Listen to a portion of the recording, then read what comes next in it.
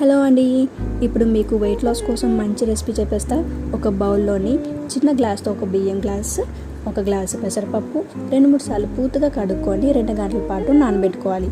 ఈలోపు మనకి కావాల్సిన వెజిటేబుల్స్ చిన్న చిన్న ముక్కలుగా కట్ చేసుకోవాలి. నేను ఇక్కడ బీన్స్, క్యారెట్, ఆనపకాయ, బీరకాయ, తోటకూర, మునగాకు తీసుకున్నానండి.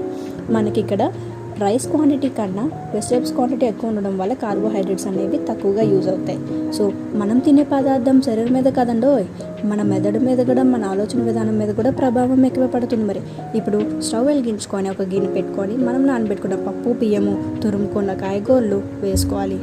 తర్వాత 2 గ్లాసు నీళ్ళు, చిటికెడు పసుపు వేసుకొని మూత పెట్టుకోవాలి. నీళ్ళు మొత్తం ఇంకినంత వరకు చూసుకొని దించడమే. వేడివేడి పులగం రెడీ.